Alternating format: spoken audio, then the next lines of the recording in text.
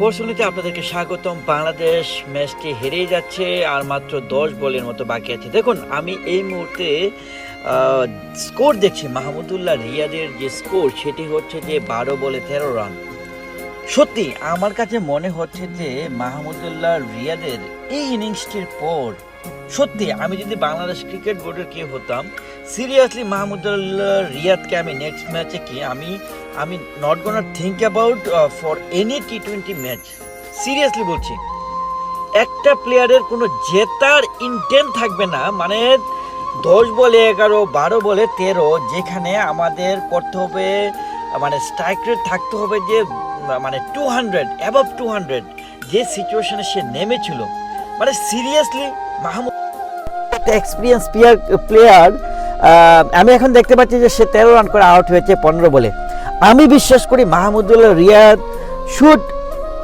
should resign, he should not continue any more T20 match. Seriously saying, he should go for retirement, not resign. He should go for retirement, and I believe he not gonna do this, but still he doesn't deserve any other single T20 match. That's what I can tell you. That's what I'm feeling now.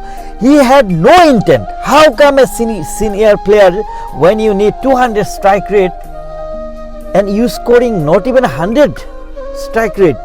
Seriously, আমি বলতে চাই যে বাংলাদেশের প্রথমত decision, যেখানে একটা বলার কম নিয়েছে, পেস বলার, মানে হচ্ছে যে বেশি মাতব্বরি। এটা আমার কাছে বেশি মাতব্বরি মনে হচ্ছে যে such a important match against India, it's a big team, মানে এত বড় বড় প্লেয়াররা আছে এখানে। বাংলাদেশ কি করলো, মাতবরি করে একটা পেসার বাদ দিয়ে দিল।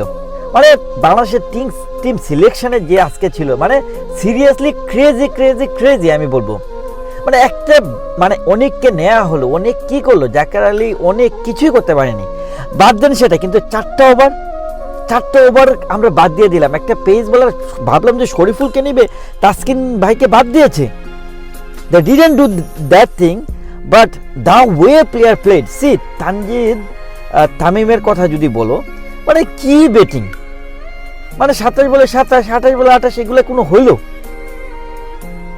হ্যাঁ, শান্ত ভাইয়ের ব্যাটিং ঠিক আছে, 6 মারার, জেতার বা মানে স্ট্রাইক রেটটা হ্যান্ডসাম রাখার ট্রাই করেছে।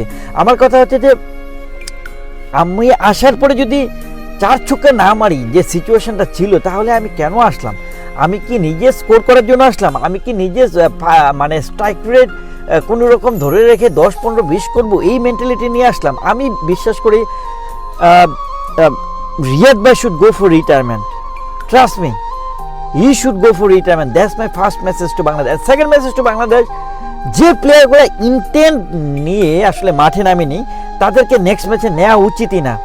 আমি মনে করি না যে যেখানে 200 স্ট্রাইক রেটে খেলতে হবে, সেখানে যে প্লেয়ারগুলা মাহমুদুল্লাহ রিয়াদ সহ যে প্লেয়ারগুলা এখানে এসছে মানে ফাজলামি করার জন্য, এক কথা হচ্ছে যে তারা আসছে সিঙ্গেল রান নেওয়ার জন্য, এবং মানে কি বলবো আমি, মানে they don't deserve the position. Specially আমি বারবারই বলছি যে Mahmudullah Riyad was crazy today, মানে সাচ এ স্টুপিড ম্যাচ। সত্যি বলছি, মানে এটা কখনোই হতে পারে না। রিশাদ হোসেন থেকে মাহমুদুল্লাহ রিয়াদ ভাইয়ের অনেক কিছু শেখার আছে। সে আউট হয়েছে, কোনো সমস্যা নেই, সে 10 বল ফেস করেছে, তার ইন্টেন্ট ছিল winning intent. Such a crazy match, seriously.